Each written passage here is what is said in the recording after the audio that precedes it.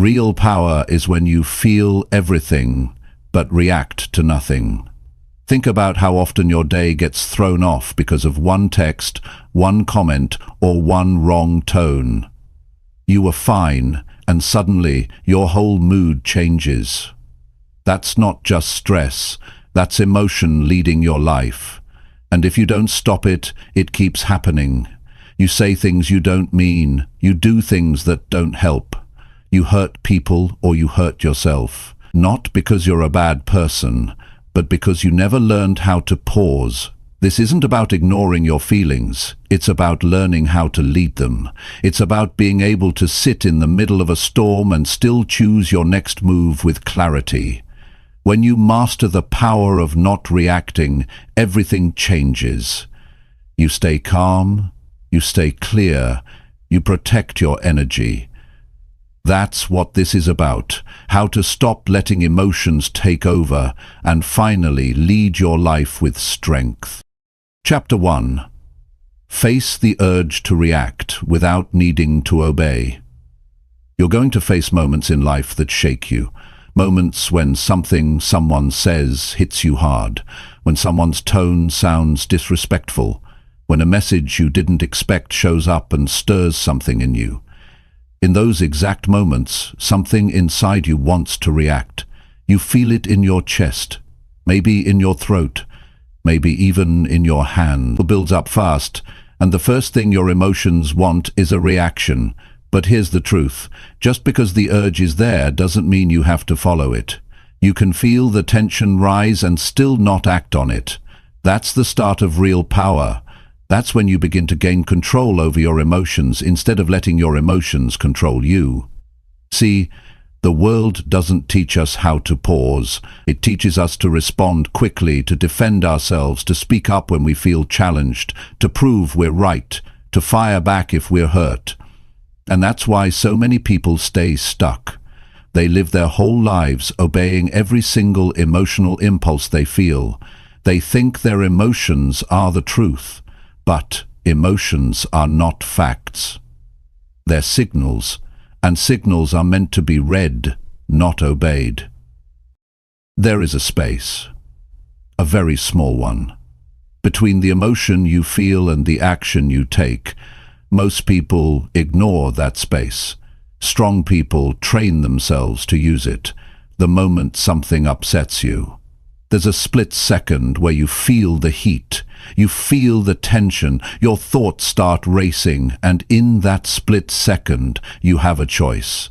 You can act on the feeling, or you can face the urge, observe it, and not give in. That's what self-control is. It's not about not feeling anything. It's about not being controlled by everything you feel. You have to train your mind to ask the right question in that moment. Not, how do I respond, but do I even need to respond? Not, what should I say back, but is this worth my energy at all? When someone says something offensive, you don't have to answer them. When someone criticizes you unfairly, you don't have to defend yourself. When someone pushes your buttons, you don't have to let them win. And most importantly, when your emotions scream for attention, you don't have to give them the final say. You are not weak for feeling angry. You are not wrong for feeling hurt. Those are real human emotions. But you're stronger when you don't let those emotions run your behavior. Reacting out of emotion gives power to everything around you.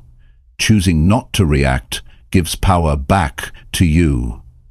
Now here's the key. You can train this. You can build this like a muscle, but it takes work. It takes awareness. You can start with small things. When someone cuts you off in traffic, when a message online feels disrespectful, when someone talks down to you, feel the emotion rise, but don't obey it. Just sit with it for a moment. Let it be there. Don't run from it. Don't fight it. Just notice it. Feel it fully. Then choose your next move with purpose. That's how real control begins. Not with big dramatic changes, but with small moments of self-awareness. You will feel the need to react, you will feel the pull, but you are not your emotions, you are not your reactions. You are the one watching it all unfold, and that means you're the one who can make a different choice. So many people ruin their peace over things they could have ignored. They argue with people they could have walked away from. They explain themselves to people who already made up their minds. They react out of fear, pride, anger, or insecurity, and all it does is keep them stuck in a loop. A loop where every emotion leads to action, and every action leads to regret. But when you break that loop, when you start facing the urge to react without giving in, you step into a different kind of life. A life where you stay calm under pressure. A life where you walk away with dignity. A life where your peace becomes more important than being right. There is no strength in being loud. There is no strength in being quick to anger. There is strength in knowing how you feel and still choosing not to lose yourself in it. That kind of strength takes practice.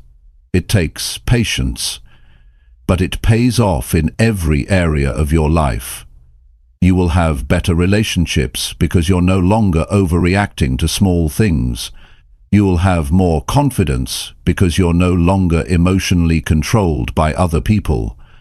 You'll think more clearly. You'll act more intentionally. You'll say less and mean more. You'll feel proud of how you handle difficult people. You'll be calm in situations that used to shake you. You'll be still when everything around you is noisy, and people will notice. People respect those who don't react to everything, because it shows maturity, it shows growth, it shows real leadership. And you don't need to be perfect at it. You just need to practice it every day. Maybe today you hold your tongue during an argument. Maybe tomorrow you pause for 5 seconds before you reply. Maybe the next day you walk away instead of staying in the drama. These small wins matter. Every time you choose not to react, you're getting stronger. It's easy to explode. It's easy to lash out. But staying calm, that's real discipline. And discipline is what builds the kind of life most people wish they had. A life where you're no longer controlled by what happens around you, because you've mastered what's happening inside of you. Don't be the person who reacts to everything. Be the one who chooses, the one who decides, the one who keeps control. That's what emotional maturity looks like. That's what real self-respect feels like. It's not about winning every argument. It's about walking away with your peace. You don't need to prove anything to anyone. You don't need to respond to everything that offends you. You don't need to carry the weight of every emotional reaction. You're allowed to feel everything, but you are also allowed to rise above it. The urge to react will always be there, but so will your ability to pause, to reflect, to breathe, to let things pass. And in that pause, in that choice, is where your power lives. You want to change your life? Start right there. Face the urge to react, look it in the eye, and say, "Not this time." That's strength. That's growth. That's how you win. Chapter 2. Let people feel wrong without fixing their view. One of the hardest things for people to do is to let someone believe something wrong about them and not try to fix it. Human beings are wired to want to be understood. We want to be seen clearly. We want to be heard and validated. We want to correct people when they get us wrong. But if you want to grow into a stronger and wiser version of yourself, you need to learn this one thing. Not every misunderstanding needs your time, your words, or your emotional energy. There are going to be people in your life who misunderstand you, people who twist your words, people who judge your actions without knowing your heart. People who assume the worst and never ask questions. And the natural pull is to jump in and explain yourself, to defend your side, to prove them wrong, to show them your intentions were pure. But what you have to understand is this: not everyone deserves that from you. Sometimes people aren't misunderstanding you because they don't know better. Sometimes they're misunderstanding you because it gives them power, or because they're committed to their version of you, or because they have no interest in understanding anything beyond their own view of the world. And trying to change those minds, it drains you. It eats at your peace. It turns your calm into conflict. And most of the time, it doesn't change anything. You don't owe everyone your explanation. You don't need to fix every opinion. If someone wants to see you as the problem, they will, no matter how well you explain your side. And here's what's even harder to accept. Some people feel more comfortable believing the wrong version of you because it fits their narrative, because it protects their ego, because it makes them feel right. And if that's the case, no amount of facts, honesty, or truth will change their mind. The only thing you'll be doing is wasting your time. When you let people feel wrong about you and walk away without defending yourself, that's not weakness, that's power. That's emotional maturity. That's choosing peace over ego. You're not abandoning the truth, you're protecting your energy. And in a world that constantly wants your reaction, protecting your energy is one of the most powerful things you can do. You have to ask yourself, why do I need them to understand me? Is it really going to change anything? Will their opinion of me affect my growth, my peace, or my future? And if the answer is no, you need to learn how to move forward without dragging their view of you with you. You're not responsible for the thoughts other people choose to live with. You're not here to convince everyone you're good. You're here to live with integrity and stay true to your values. You know who you are, you know what you meant, you know your heart, and that has to be enough. Because if you keep chasing the approval of people who misunderstand you, you'll never find rest. You'll always be performing, always explaining, always correcting, and slowly you'll start to lose parts of yourself in the process. This doesn't mean you stop caring about people. This doesn't mean you never clear things up when it truly matters. It means you learn to tell the difference between a conversation that brings clarity and one that just feeds drama. If someone is ready to listen, if they're coming from a place of openness, if they value the relationship, then sure, have the conversation, speak your truth. But if their mind is already made up, if they're looking to argue, if they're attached to being right, then don't waste your breath. Your peace is more important than someone else's approval. Your growth is more important than their opinion. Your time is more valuable than any argument designed to bring you down. Some people will never say sorry. Some people will never admit they got it wrong. And some people will rewrite the story to make you the villain, so they don't have to take responsibility for how they treated you. Let them. Let them hold on to the version of the story that makes them feel safe. You don't need to correct it. You don't need to fight it. You just need to move on with your head high and your heart clear. Think about how many hours of your life you've spent defending yourself. Think about how many times you've replayed a conversation in your head, trying to come up with the perfect response. Think about how often you've worried about what someone might be saying behind your back.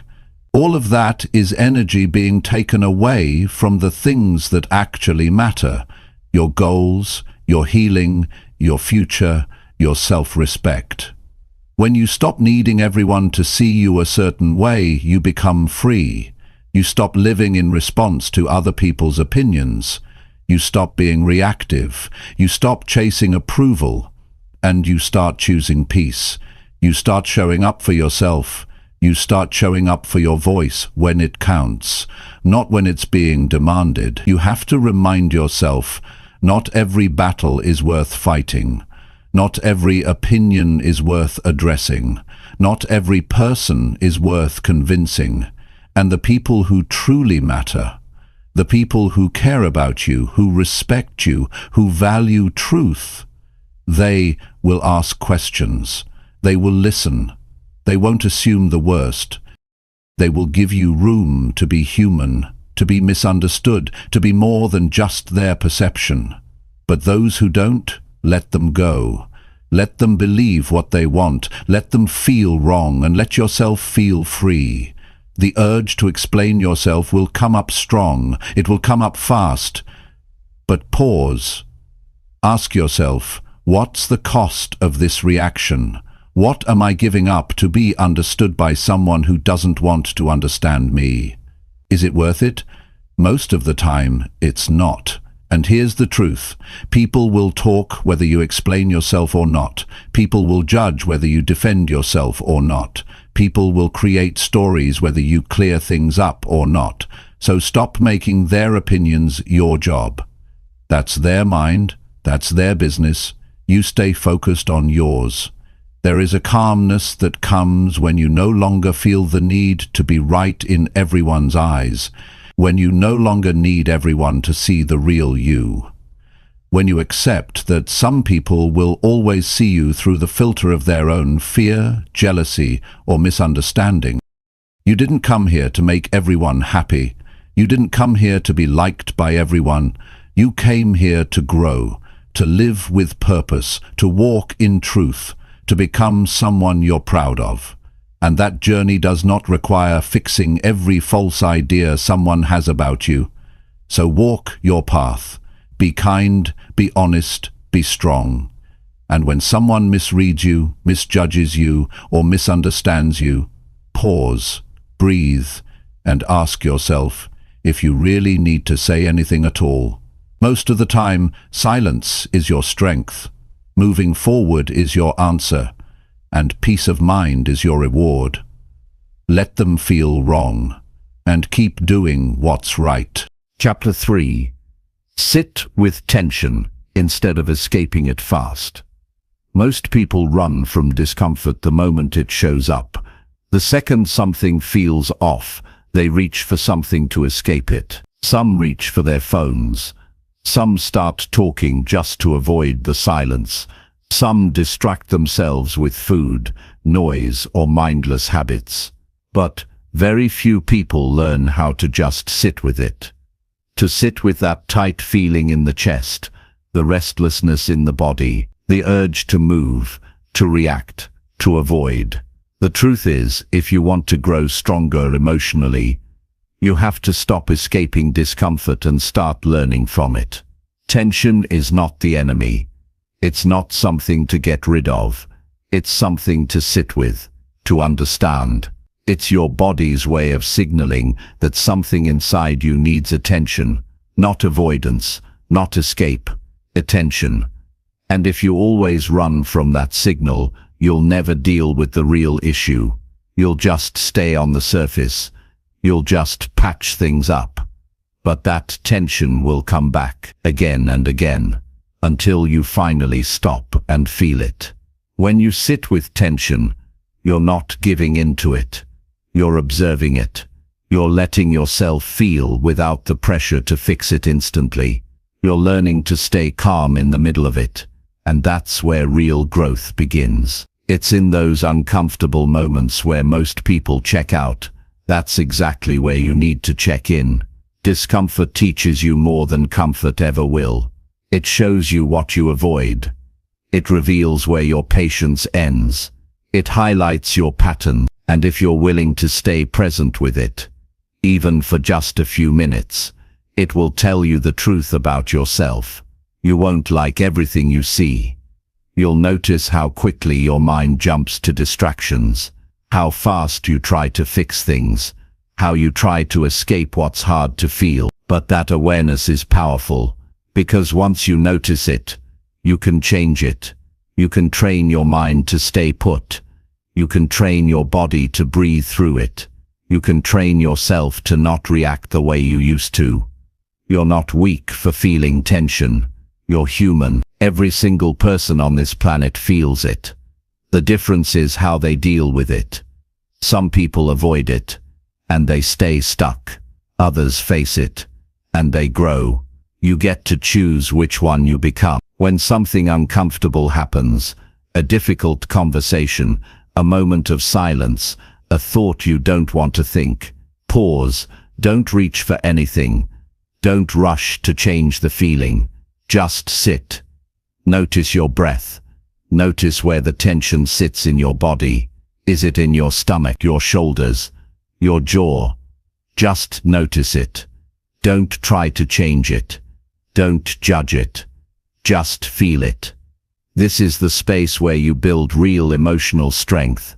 Because if you can sit with what makes you uncomfortable and not run, not react, not shut down, you're learning how to take your power back. You're learning how to respond with intention instead of escaping with habit.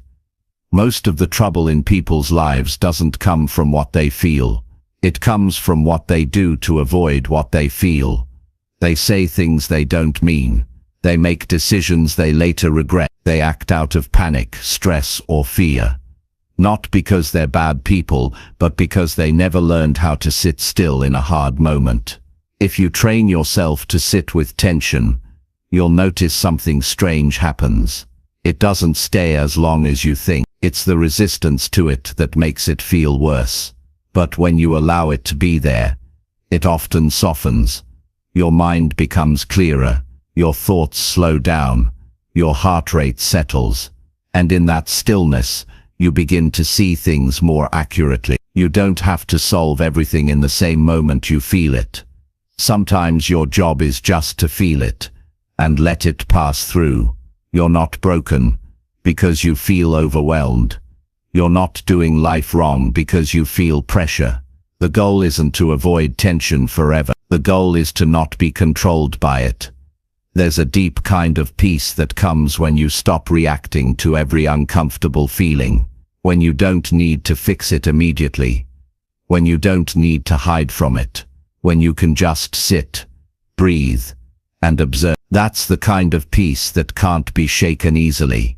You learn that you're bigger than your emotions, that you're not your stress, that you're not your fears. That tension is just energy. Energy you can hold. Energy you can move through. Energy you don't have to let ruin your day or damage your relationships. This skill changes everything. It changes how you deal with problems. It changes how you handle conversations. It changes the way you experience pain, frustration, confusion, and sadness. Instead of avoiding, you begin to face. Instead of reacting, you begin to listen. Instead of running, you begin to grow. You become the kind of person who doesn't panic under pressure. The kind of person who doesn't lash out when they're uncomfortable. The kind of person who knows how to sit in the middle of discomfort without letting it define them. That's a powerful way to live. Most people live in cycles. They feel tension. They run from it. They feel temporary relief.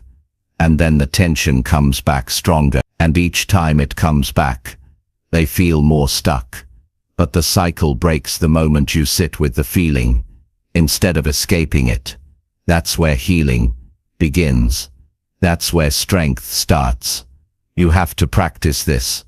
It won't feel natural at first. It might feel scary. It might feel awkward, but start with a few seconds. When a tough moment hits, don't avoid it. Just sit, breathe, watch what happens inside you. You'll be surprised at how much you learn. You'll see that your thoughts aren't always true, that your body can handle more than you think, that emotions pass. If you give them space, you'll stop overthinking, because you're no longer avoiding, you're facing. And facing is what builds real confidence. You'll stop needing everything to feel perfect. You'll stop needing instant relief. You'll stop fearing hard emotion, because you've trained yourself to sit through them, to understand them, to let them move without reacting out of panic. And the more you practice this, the more grounded you'll become. You'll be the person in the room who stays calm, who thinks clearly, who speaks with intention, who listens before reacting. That kind of presence is rare and powerful and respected. You won't need to explain your calm. People will feel it. You won't need to talk about your strength. People will see. You'll stop being a slave to the tension and start being a guide for yourself and others. And when things go wrong, because they still will, you'll meet those moments with a clear mind and a steady heart. You'll stop feeling like life is something you need to escape from. You'll start trusting yourself to handle what comes up. Because you know now, tension isn't the enemy. It's the teacher. It shows up to reveal, not to destroy. It shows up to guide, not to harm. And once you learn to sit with it, you'll see that what you used to fear was never as strong as the version of you that chooses to face it. Chapter 4. Respect your silence more than being understood instantly. There are going to be times in your life when your silence is the only thing protecting your peace. Times when someone says something that touches a nerve. Times when people misunderstand your actions. Times when you feel the pressure to speak up just to make someone see your side. But one of the most powerful skills you can develop is learning to value your silence more than the need to be understood right away. Not every moment needs a response. Not every situation requires your voice, and not every misunderstanding deserves your emotional energy. You don't have to rush to fix people's opinions of you. You don't need to jump in and explain your every move.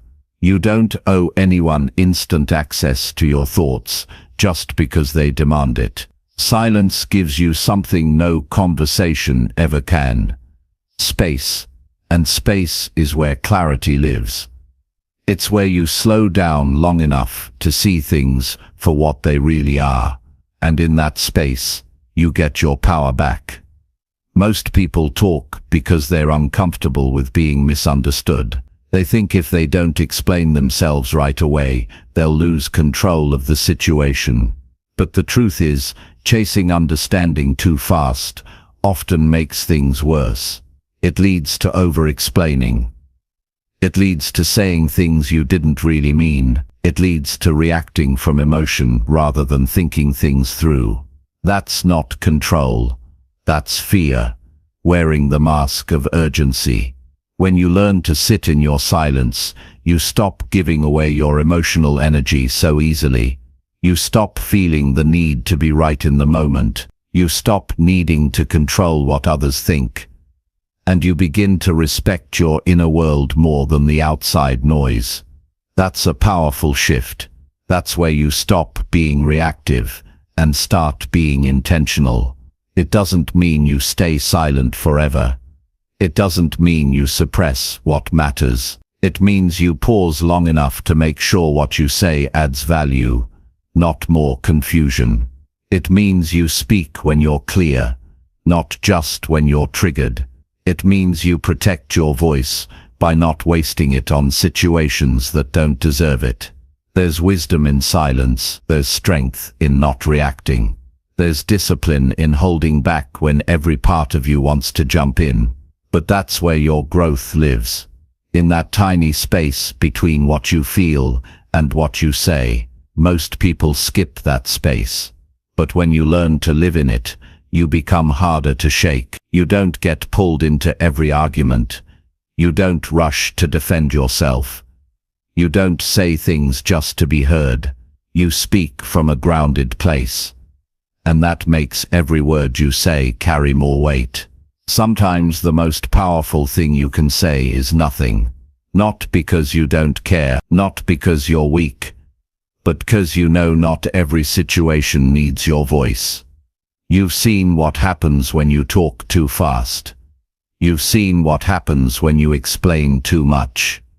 And you've learned that silence doesn't mean losing. It means leading yourself first. The need to be understood is natural. Everyone wants to be seen for who they really are. But needing that too quickly can make you chase people's validation.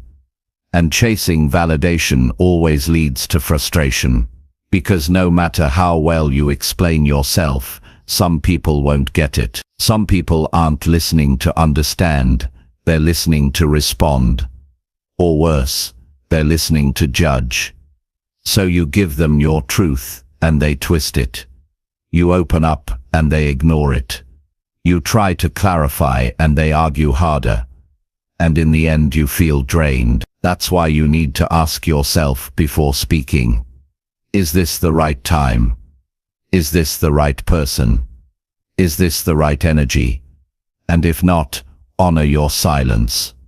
Don't fill the space just to feel better for a moment. Sometimes the greatest respect you can show yourself is walking away from the need to be understood. When you respect your silence, you respect your boundaries, you protect your peace. You show yourself that you don't have to prove your worth every time someone misunderstands you. You start living in alignment with who you are, not who people think you should be. This doesn't mean you avoid hard conversations. It means you enter them with control, not desperation. It means you choose your words, not let your emotions choose them for you. It means you understand that clarity takes time. And sometimes silence is the first step to that clarity. You also learn how to sit with the discomfort of not being understood. That's a big one. It's not easy. It feels heavy. It feels unfair.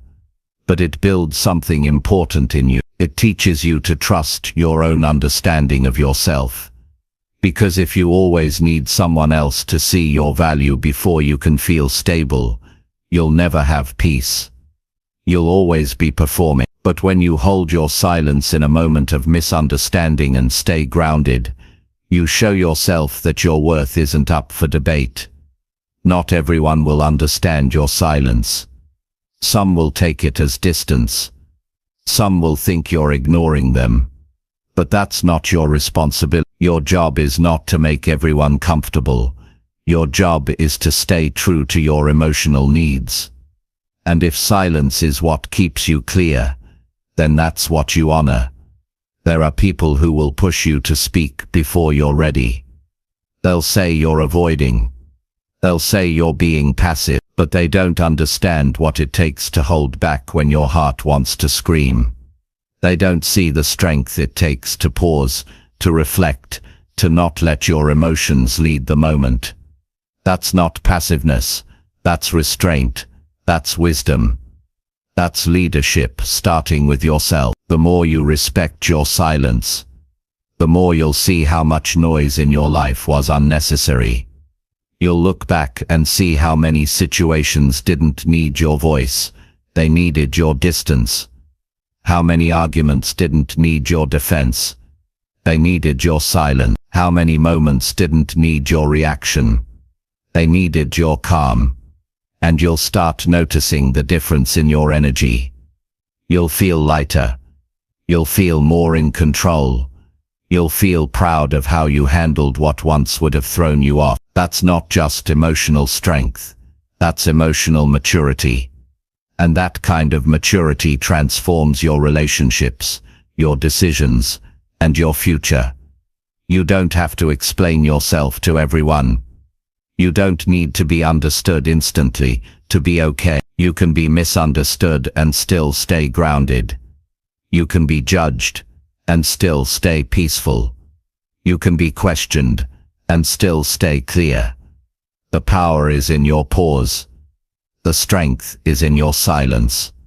The maturity is in your timing. And the freedom is in not needing instant understanding from anyone. Because the moment you stop trying to control how others see you, you gain full control over how you carry yourself. So give yourself permission to stay quiet when you're not ready. Give yourself room to think, to feel, to come back to center. Let others have their opinions. You're not responsible for them. You're responsible for protecting your energy and speaking from clarity. not urgency. The world doesn't need more noise. It needs more people who know when to be still, who speak when it's useful, who pause when it's wise, and who live from a place of strength, not reaction. You become that person by choosing silence, not as a retreat, but as a strategy. Not because you're avoiding life, but because you're leading your life with purpose. Not every truth needs to be shouted. Not every misunderstanding needs your voice. Sometimes your greatest power is in the words you choose not to say. And when you can respect that silence more than needing to be understood instantly, you become the kind of person who leads themselves in every room they walk into. Chapter 5. Notice the moment your pride wants to speak. There's a moment so small most people miss it, when something inside you rises up and pushes you to say something just to protect your image. Not because it's helpful, not because it brings peace, but because your pride wants to be heard. That moment often shows up when you feel judged, when you feel disrespected, when someone speaks in a way that challenges your worth or questions your decisions. And right there in that exact second, pride steps forward and wants to speak on your behalf. But here's the thing, pride doesn't speak to solve anything. It speaks to defend. It speaks to make you feel better in the moment, not to make things better in the long run.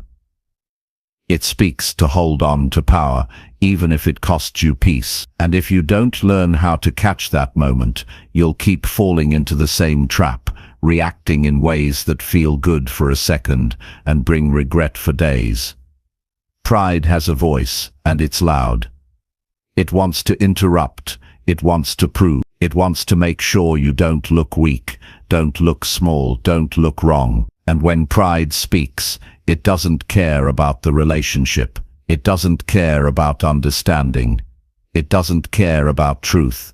It only cares about image. That's why so many arguments go nowhere, because pride is doing the talking. And when pride is leading the conversation, nobody's really listening. You've got to train yourself to notice when your pride is about to take over. It doesn't shout. It starts as a whisper, a fast thought, a rush of emotion, a tightening in your chest, a quick feeling that you need to say something right now so you don't look bad. That's the moment you've got to slow down.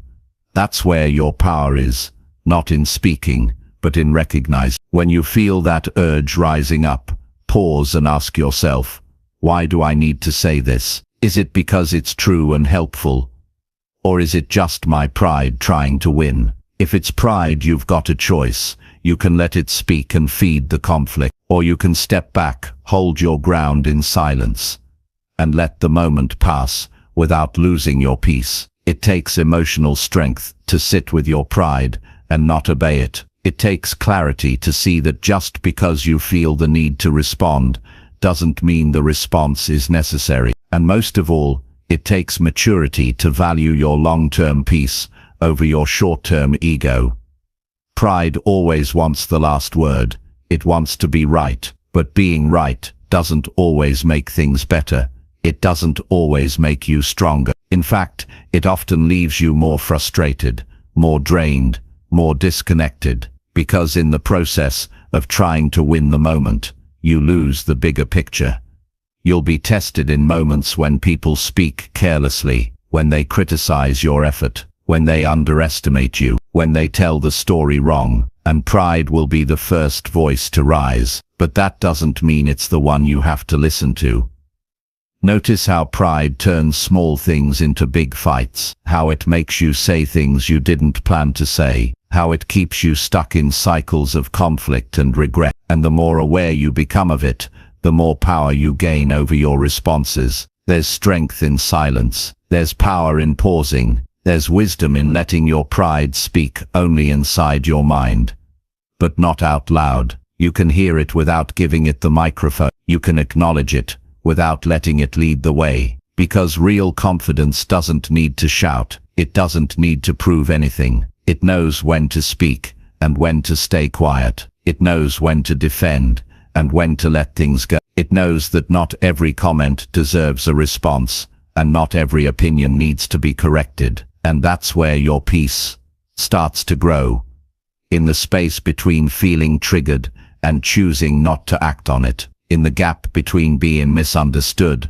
and not needing to fix it, in the strength it takes to keep your mouth shut when your pride wants to open it. Think about how many situations have gone wrong because of one sentence that didn't need to be said, one reaction that came too fast, one response driven by pride, not truth. Those moments add up, and they take more from you than they give. But now you know what to look for. Now you know how to catch it. You're not a slave to your pride. You don't have to say everything you think. You don't need to defend every detail of your life. You can stand in silence and still stand strong. It doesn't mean you let people walk all over you. It means you pick your battles wisely. You speak with purpose, not pressure. You express what matters, not what's just meant to protect your ego. That's how you stay in control of your mind, your emotions, and your future. You'll feel tempted to respond quickly. You'll feel a rush in your body. Your heart might speed up. Your thoughts might race. But that's your cue. That's your signal. Pride is stepping forward, and you now have the awareness to step back. Let others talk. Let others misunderstand. Let others think what they want. That's their journey. Yours is to grow, to lead yourself, to build a life that doesn't depend on other people's opinions. And that kind of life requires you to be in control of your inner world. The moment you notice pride rising, take a breath. Remind yourself who you are. Remind yourself that strength isn't loud. That real power isn't about being right. It's about staying calm. It's about making decisions that align with who you want to be, not just how you feel in the moment. This is a daily practice. It won't be easy. There will be days when you slip, days when your pride gets the better of you. That's okay. What matters is that you're watching now. You're becoming more aware, and awareness is the beginning of change. Every time you catch your pride before it speaks, you grow. Every time you choose peace over proving yourself, you win. Every time you decide to hold your silence instead of feeding the tension, you become more of the person you were meant to be. Pride might always be there, but now you don't have to follow it. You've got something stronger. Your awareness, your discipline, your clarity. Use it, trust it, and let it guide you to a more grounded, more powerful way of living. Chapter 6. Build space between feelings and the next move. There's a moment that decides everything. A small space between what you feel and what you do next. Most people never notice it. They go straight from emotion to reaction, from frustration to shouting, from fear to withdrawal, from anger to action. But if you want to take control of your life, if you want to stop being ruled by what happens around you, you have to learn how to build space between what you feel and what you do. Feelings are fast. They rise in seconds. They show up without warning, and they're powerful. But feelings don't last forever. They move, they shift. And if you don't pause before you act on them, you'll end up creating consequences from temporary emotions, and those consequences can follow you far longer than the feeling itself. Building space means not reacting right away. It means creating a small pause, even just a few seconds. Enough time to breathe.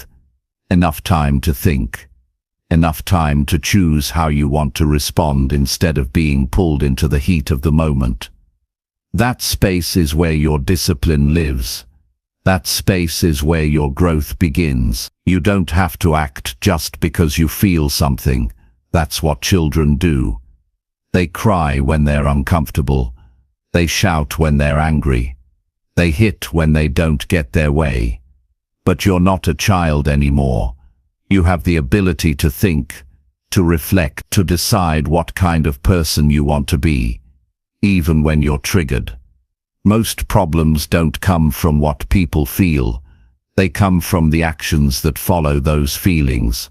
It's the angry text, the defensive tone, the emotional decision made too fast, the words spoken that can't be taken back. That's why the space between feelings and action is so important. That space can save relationships. That space can protect your peace. That space can keep your future from being shaped by a moment of emotional chaos. You won't always get it right. Sometimes your emotions will get the better of you. You'll say something before thinking. You'll respond out of hurt. That's human. But the goal is not perfection. The goal is awareness. And awareness creates the opportunity to slow down, to observe what's happening inside you, and to ask yourself if what you're about to do is truly aligned with your values, not just your emotion. Emotions aren't bad. They're information. They're signals. They show you what matters to you. They highlight what's been touched in you. But you don't have to obey every signal. You don't have to act on every emotion. You can feel something deeply and still not respond immediately. That's real strength. That's real emotional intelligence. When you feel triggered, don't rush. Step back internally. Notice what's going on in your body. Is your chest tight? Is your mind racing? That's your cue. That's your moment to create space, to pause, to breathe, to ask yourself what's really going on underneath the surface. Maybe it's not just anger. Maybe it's disappointment. Maybe it's not just frustration. Maybe it's exhaustion. Maybe it's not even about what just happened. Maybe it's about something that happened years ago that still hasn't healed. Without space, you'll never know. Without space, you'll keep reacting to the surface and never reaching the root. Space gives you the chance to choose your next move with clarity, not with emotion alone, but with perspective. And clarity always leads to better decisions. Even if the feeling is intense, even if you feel like you need to say something right now, space reminds you that most things aren't as urgent as they feel in the moment. When you create space between your emotions and your actions, you're not suppressing your feelings. You're giving yourself a chance to understand them. You're allowing yourself to respond from a place of stability instead of chaos. And every time you do that, you build a new pattern, a new habit, a new level of emotional maturity. Imagine how different your day would be if you created that space during conflict. Imagine how many arguments would end before they started. Imagine how much regret you'd avoid. Imagine how many things you wouldn't have to apologize for. That's what this habit creates, a more peaceful, intentional life. You have to train yourself to slow down emotionally. That doesn't mean you avoid what you feel. It means you face it with patience. You breathe through it.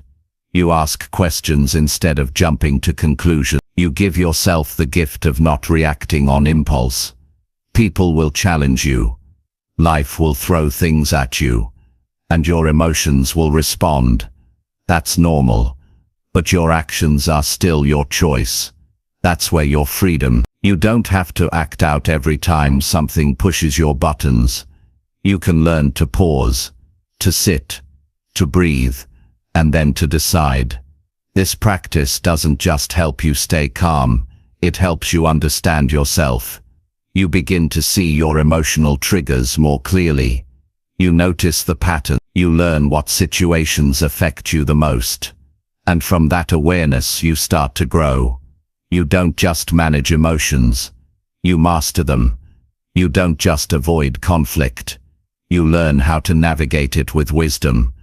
And the more you practice this, the stronger you get. You'll notice you don't get pulled into every little disagreement. You'll feel more stable even when life feels messy.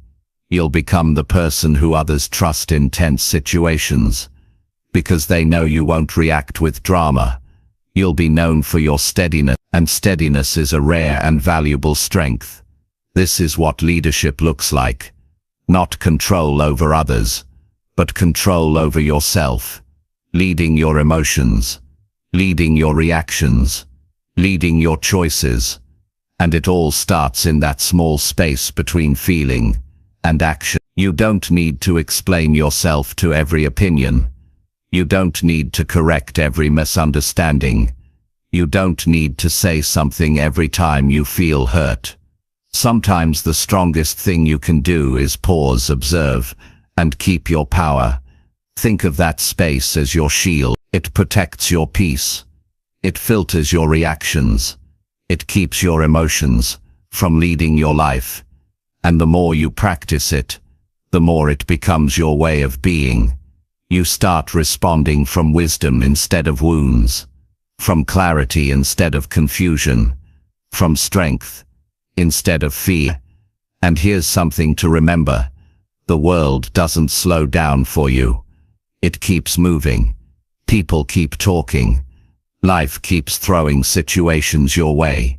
So it's on you to slow yourself down inside, to build that space in the middle of all the noise, to find your center and stay there. When you feel overwhelmed, stop. When you feel disrespected, pause.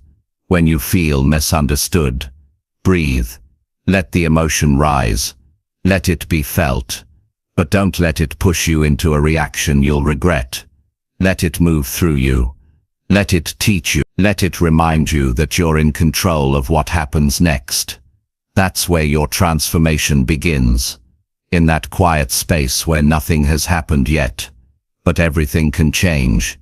Where you get to decide if you're going to repeat the same old reaction, or build something better. Where you choose your future instead of letting the past decide it for you. You're not here to be perfect. You're here to be aware, to build space, to lead yourself forward. And the more you build that space, the more you'll trust yourself. You'll know that no matter what happens, you won't be shaken easily, because you've created room to think, to choose, to lead. And in that space, you'll find freedom. The freedom to act on your values, not your emotions. The freedom to walk away when needed. The freedom to stay calm when others are losing their minds. That freedom comes from practice, from daily effort, from choosing space, again and again. And that choice made quietly, consistently, patiently, will change your life. Chapter 7. Stop chasing control over how others treat you. One of the most exhausting things you can do in life is try to control how other people treat you. It sounds reasonable at first. We all want respect, fairness, kindness. We want to be appreciated and treated well. But here's the truth that most people don't like to hear. You cannot force anyone to act right, speak right, or feel the way you want them to. People will treat you based on their level of awareness, not your level of effort. And the more you chase control over someone else's behavior, the more you lose control over your own peace. You can communicate clearly, you can set healthy boundaries, you can show up with integrity. But none of that guarantees people will match your energy. None of that guarantees kindness. Some people will still misunderstand you. Some will disrespect you. Some will ignore your worth even when you've done everything right. That's not your failure. That's their limitation. You have to stop tying your emotional state to someone else's behavior. If your peace depends on how someone else talks to you, treats you, includes you, supports you, then you've handed over your power. And once you do that, your day can be ruined by a single message, a single glance, a single tone of voice. You become reactive. You become anxious. You become drained, not because of who you are, but because of who you're trying to fix. Trying to control how others treat you is like trying to control the weather. You can prepare for it. You can respond wisely. But you can't make the sun shine just because you want it to. The same is true with people. You can't force someone to value what they don't understand. You can't make someone show up for you the way you show up for them. And the more you try to control it, the more pain you invite into your life. Let people reveal who they are. Give them the freedom to show their patterns. If they're inconsistent, believe it. If they're disrespectful, see it for what it is. Stop twisting yourself into someone else's expectations just to earn the treatment you think you deserve. You don't have to earn basic respect. And if someone makes you feel like you do, that's a red flag, not a challenge to win them over. A big part of emotional maturity is understanding that how people treat you has more to do with them than it does with you. People project their fears, they act from their insecurities, they speak through their past. And if you take it all personally, you will spend your whole life adjusting yourself for people who don't even understand themselves. Stop chasing their approval. Stop trying to fix their attitude.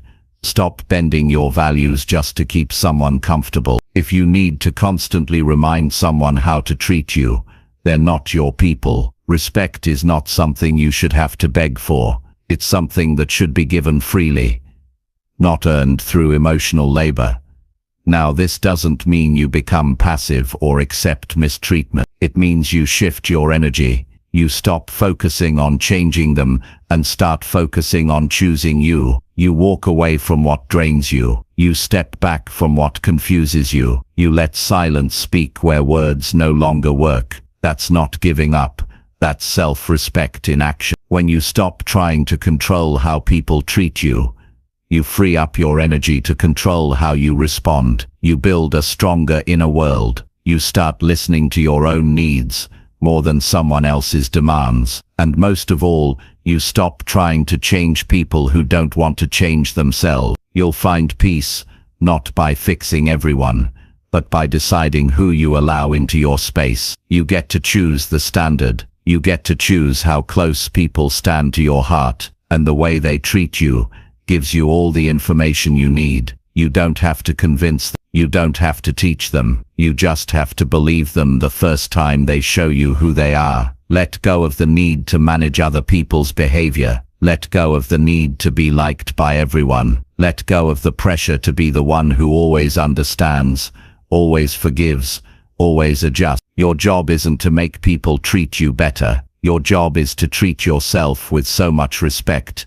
that anything less becomes obvious and unacceptable. And the beautiful thing is, when you stop chasing control, you start creating it, not over others, but over yourself. You begin to live in a way that doesn't depend on external validation. You stop explaining yourself to people who don't care to listen. You stop trying to fix people who don't want help. You start protecting your energy. You start guarding your people who want to mistreat you will find a way to justify it no matter how good you are. You could do everything right and still be blamed. You could be generous and still be taken for granted. You could be kind and still be used. So stop thinking that more effort leads to more love. It doesn't. It only leads to more exhaustion when it's one-sided. You don't have to change yourself for people to treat you better. You have to change the people you allow to stay close. You have to stop tolerating what makes you shrink. You have to stop hoping that one day they'll wake up and see your worth. If they don't see it now, it's not your job to paint it for them. Start investing in people who already treat you with care. Pay attention to the ones who don't make you question your value. Spend more time around those who don't make you feel like a burden for having feelings. Real connection doesn't need constant reminders of how to be kind. You get stronger when you stop trying to fix how others show up and start getting honest about what that says. You stop trying to explain why you deserve better and start walking in a way that makes it clear. You stop holding on to broken connections just because you once felt seen. You start choosing yourself in rooms that make you feel invisible, and don't confuse boundaries with bitterness. This isn't about cutting people off in anger. It's about understanding what your peace is worth. It's about recognizing when someone's behavior is no longer healthy for your growth. It's about trusting yourself to make decisions that protect your heart, even when it's hard. This is how you reclaim your power, not by yelling, not by arguing, not by constantly correcting others, but by stepping into environments where your presence is respected without needing to fight for it. by building a life where you don't have to chase love, because it's already around you in the people who show up without being asked. There will always be someone who doubts you, someone who judges you, someone who doesn't treat you the way you deserve. That doesn't mean you're not enough. It means they're not ready. Don't lower your standard to fit their comfort level. Don't shrink yourself just to stay close. The right people won't need you to prove anything. You are not here to manage the emotions of others. You are not here to earn the bare minimum. You are here to live a life that reflects your values, your strength, your worth. And anyone who cannot meet that energy, you bless them and move on. Stop giving people unlimited access to your emotional state. Protect it, guide it, stand by it, because the moment you stop trying to control how others treat you, you start leading yourself, and that's where real peace begins. Not in changing the world around you, but in changing what you allow to influence your inner world. And when you do that, you'll finally realize that the freedom you were chasing from other people's behavior was always yours to create. Chapter 8. Choose not to explain yourself when it's pointless. One of the most liberating decisions you will ever make in life is choosing not to explain yourself when you know it won't change anything. Not because you're avoiding accountability, not because you're hiding something, but because you've finally realized that your peace matters more than forcing people to understand what they're not open to seeing. You reach a point where you understand that your energy is limited, and every time you explain yourself to someone who already made up their mind, you give away a part of that energy you will never get back. There are people who ask questions not because they care, but because they want more reasons to doubt you. There are people who listen only to pick apart your words, not to understand your intentions. And there are people who, no matter how carefully you explain, will still hold on to their version of the story. When you recognize that, you stop chasing clarity from those who live in confusion by choice. Some conversations are worth having. Some aren't. Wisdom is knowing the difference. You don't owe everyone an explanation, especially when the goal isn't resolution but control. Especially when it's not about learning, it's about winning. Some people ask why not because they want insight, but because they're ready to argue with whatever you say. And when you feel that coming, it's not weak to say nothing. It's why. When you stop explaining yourself to people who are not really listening, you reclaim a part of yourself. You no longer feel the pressure to prove, to convince, to defend your every move. You breathe deeper. You feel stronger. You begin to live for truth, not approval, because explaining yourself only works when the person on the other side is actually open to hearing, open to caring, open to letting go of their assumptions. There's a kind of exhaustion that comes from over-explaining. It leaves you drained. It leaves you second-guessing yourself. It keeps you stuck in cycles of trying to manage someone else's thoughts. But that's not your job. You're not responsible for fixing someone's opinion. You're responsible for living with integrity and letting that speak for itself. If someone misunderstands you and you've done your part to be clear, then you've done enough. Beyond that, it's out of your hands. And it's a waste of your time to keep revisiting a situation just to feel seen by someone who doesn't want to see you clearly. When you hold back from explaining, at first it feels uncomfortable. You feel the urge to defend. You want to make things right. But over time, that discomfort turns into clarity. You realize that your silence is not weakness, it's a boundary. It's you saying, I'm not going to spend my life trying to be understood by people who don't value understanding. You begin to say less and live more. You begin to walk away from conversations that go in circles. You begin to trust that your actions will show more than your words ever could. And you learn to be okay with being misunderstood, not because you don't care, but because you finally care more about your emotional health than about someone else's opinion. Sometimes explaining yourself is the fastest way to lose your inner peace, because it forces you into conversations where you're not safe, where your words are twisted, where your intentions are questioned. And instead of walking away feeling lighter, you walk away feeling smaller. Not everyone has earned access to your thoughts. Not everyone deserves to hear your why. Your peace doesn't need to be defended. It needs to be protected. And when you start choosing to protect it, everything changes. You become calmer. You start listening more. You stop reacting to every accusation. You stop giving emotional access to people who only want to use your openness against you. You also start paying attention to your patterns. You start asking yourself, why do I feel the need to explain this? Is it coming from clarity? Or is it coming from insecurity? Is this explanation helpful? Or is it just me trying to be liked? These questions keep you honest.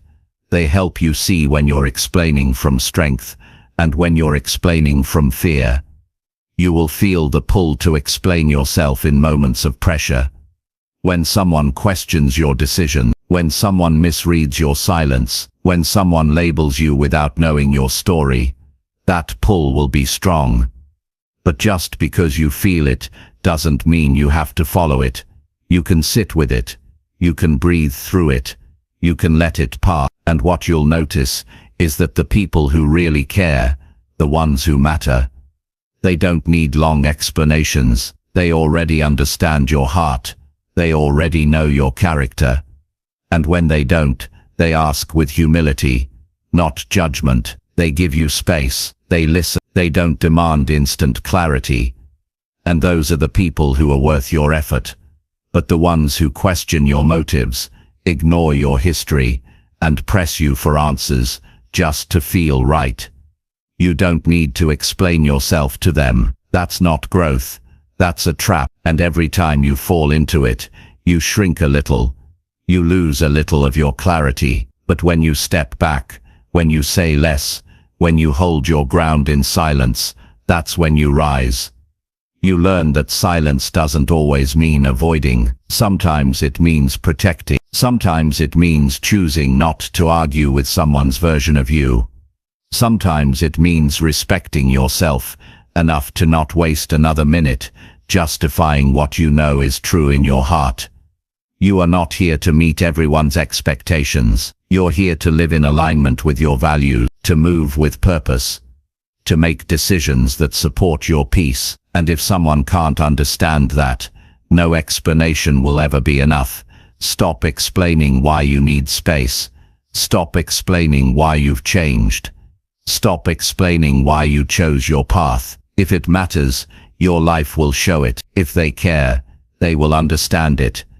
And if they don't, your silence is still the right choice. You gain confidence every time you resist the need to explain what doesn't need explaining. You become lighter when you drop the pressure to make everyone agree with your decision. You start walking in freedom when you realize that not every misunderstanding needs your time. There's a deep kind of power in being okay with people not getting you. It means you're free. It means your identity isn't built on outside approval. It means you're standing on a foundation that no one can shake with a question or a doubt.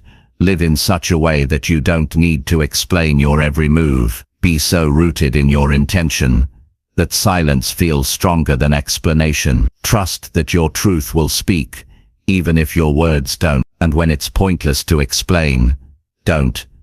Because the peace you'll feel from protecting your energy will always be more valuable than the temporary comfort of being understood by someone who never truly listened in the first place. Chapter 9. Hold your energy when the world pulls it out. There will be days when everything around you feels loud. People asking for things, deadlines pressing down, messages piling up, conflicts rising, unexpected problems showing up when you least have the energy to deal with them. And in the middle of all of that, there's one thing the world keeps doing, pulling your energy in every direction. Everyone wants something. Everything feels urgent. And if you're not careful, you'll give yourself away piece by piece until there's nothing left for you. You have to learn how to hold your energy when the world pulls it out of you. Not because you're selfish, not because you don't care, but because you know how easily you can lose your peace if you don't protect it. This is about learning to stay steady in a world that's always moving fast. It's about not letting every demand, every distraction, and every emotion pull you away from your center. You don't owe your full emotional attention to everything that happens around you. Not every situation deserves your full reaction. Not every conversation needs your complete emotional investment. You get to choose where your energy goes, and that choice, when made consistently, will shape the quality of your life. There's a difference between being present and being pulled. Being present means you're here, but grounded. Being pulled means your mind, your emotions, and your focus are constantly being scattered by external forces. One text can ruin your whole day. One comment can shift your whole mood. One look from someone else, and suddenly you feel off balance. But here's what you must understand. Your energy is your responsibility. You can't give the world permission to decide how much of yourself you hand out. You have to be aware of your own limit. You have to know when you're stretching too far, and more importantly, you have to know when to pull back. People will keep asking. Life will keep demanding. The world won't stop knocking. But you have to know when to answer, and when to let the moment pass. You can't pour yourself into every fire.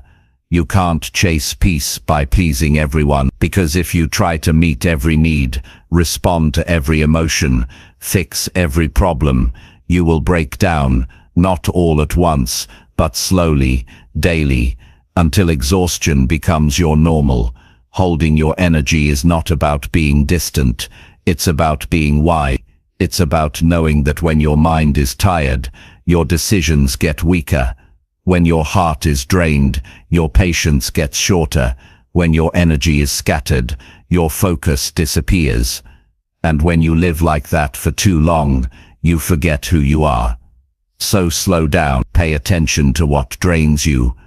Notice who leaves you feeling heavy after every conversation. Notice what situations cause your thoughts to spiral. Then ask yourself, do I need to give this my full energy? Or do I need to protect myself right now? You're not being rude by creating space, you're being responsible.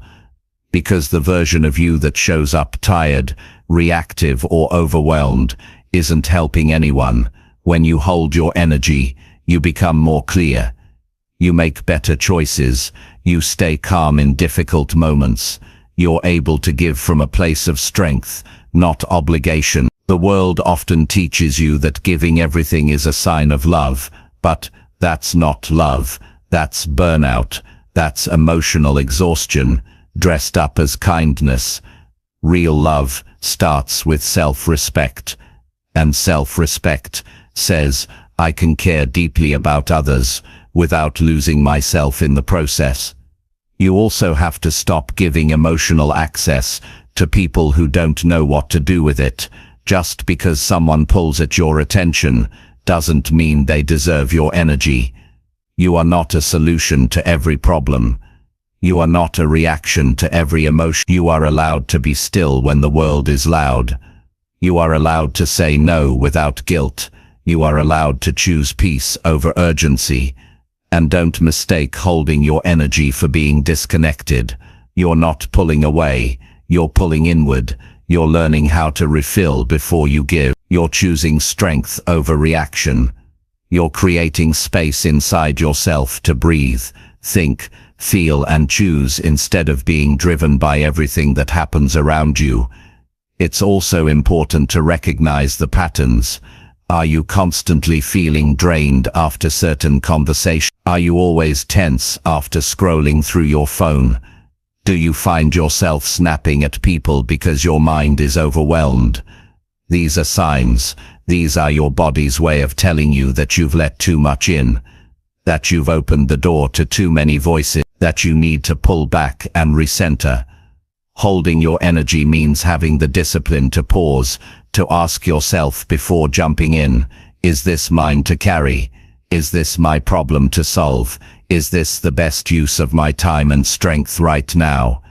And if the answer is no, you honor that, not with guilt, not with apology, but with confidence that you're doing what's best for your long-term well-being. This isn't about building walls, it's about building boundaries, and those boundaries don't push people away. They keep you whole. They remind you that you matter too, that your needs are valid, that your rest is necessary, that your presence is more powerful when it's not stretched too thin. The world will always be full of noise, but you don't have to match its volume. You don't have to be available every second. You don't have to carry things that were never meant for you. Let go of the guilt. Let go of the pressure. Choose to protect your peace even when others don't understand it, because at the end of the day, no one else will feel the weight you carry. No one else will feel the emotional cost of always giving. Only you will wake up tired in your soul. Only you will feel scattered in your mind. So do the responsible thing. Step back when you need to. Stay quiet when it helps. And hold your energy like it's your most valuable currency. Because it is. You'll start to notice the difference. You'll notice how much clearer your thoughts become, how much more stable your emotions feel, how much more present you are with people who actually matter. And most of all, you'll start to recognize yourself again, not the version that's always running around trying to keep up, but the version that's calm, clear, strong and centered. That version of you exists, but it can only come forward when you stop giving your energy to everything and start choosing what truly deserves it.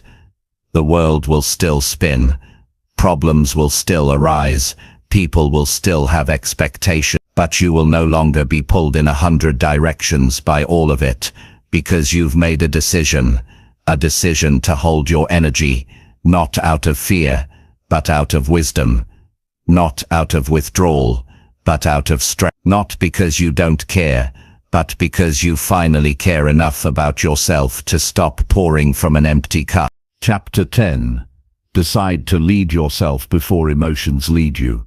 Every day you wake up, one question is already waiting for you. Who's going to lead your life today? You or your emotions? That choice might seem small, but it's the difference between building a life that's grounded in direction and discipline, or one that's constantly reacting to whatever feeling shows up. Emotions are part of being human. You will feel anger, sadness, excitement, fear, doubt, frustration, hope. Sometimes all in one day.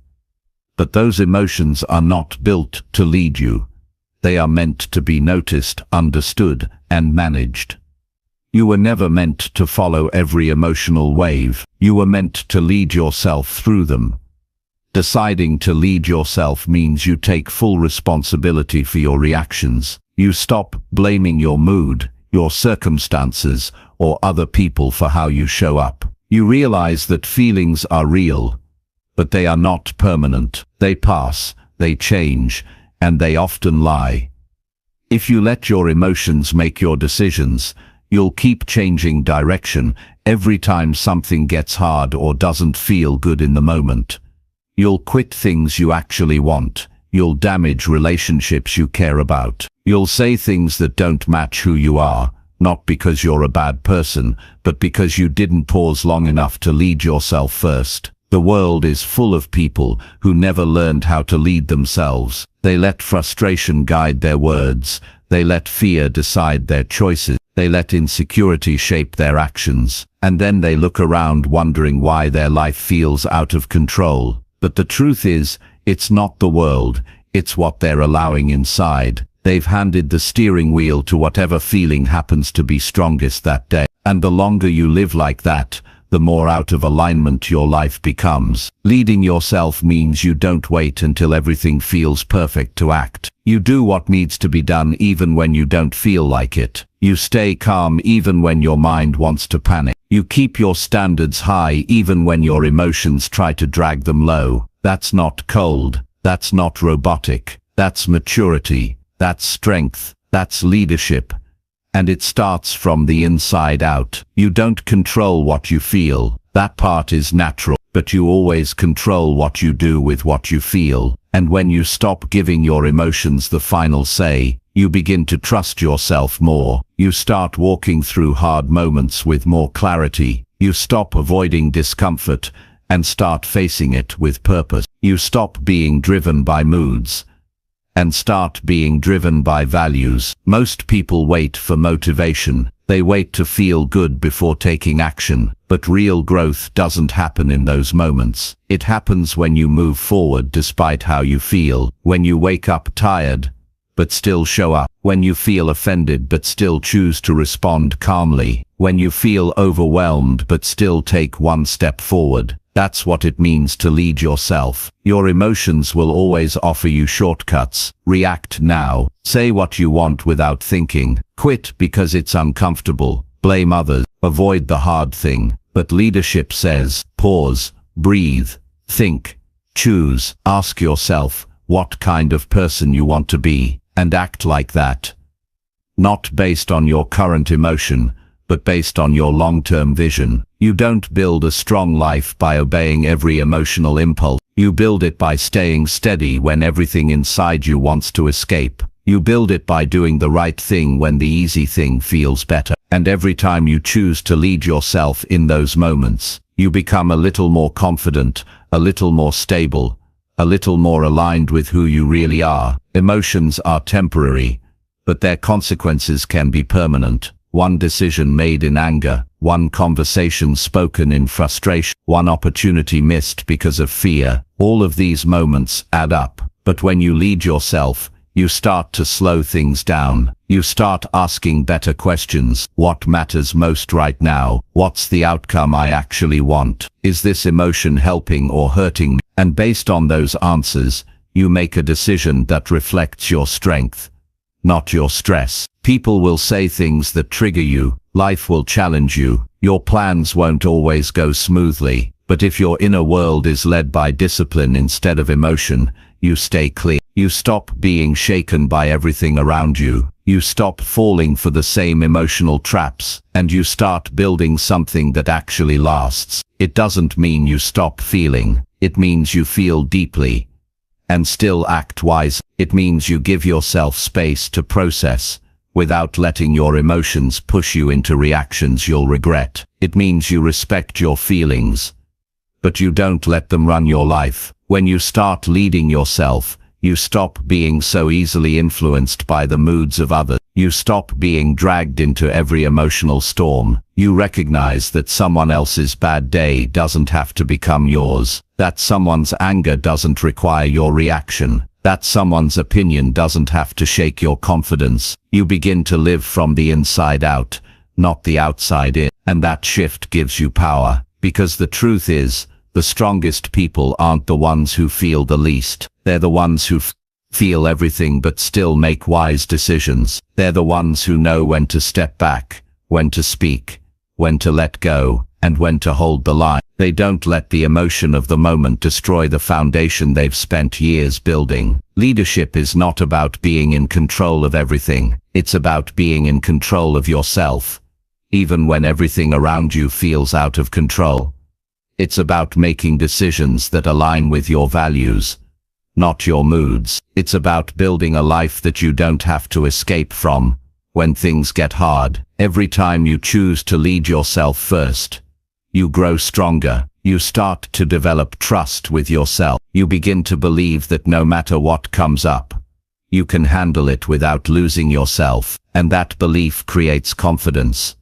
Not a loud, flashy confidence, but a quiet, deep kind that can't be shaken easily. You'll start noticing the difference in your relationship. You'll communicate more clearly. You'll handle tension with calm. You won't need to win every argument. You won't have to prove your worth, because when you lead yourself, your presence speaks for you. Your actions carry more weight. Your decisions inspire trust, not because they're perfect, but because they're made with clarity, not chaos. There's something powerful about being able to say, I feel frustrated, but I'm not going to act on it right now. Or, I feel scared, but I'm going to keep moving. Or, I feel misunderstood, but I'm going to stay grounded. That's what real leadership looks like. And it doesn't start with managing others. It starts with managing your own mind. Make it a daily habit. Every morning remind yourself, emotions will come, but doubts will rise, but I decide, pressure will build, but I choose my next step. And the more you practice this, the more natural it becomes. You stop needing to control everything around you, because you've built strength within you. This is how you take control of your life, not by controlling your feelings, but by refusing to let them control you, not by avoiding hard emotions, but by walking through them with discipline, not by being unaffected, but by being grounded in something deeper than how you feel in the moment. That's what it means to lead yourself, to look emotion in the eye, respect its presence, and still choose your path with strength and wisdom. Not every day will be easy, but every day is another chance to show up, stay steady, and build a life that's led from within.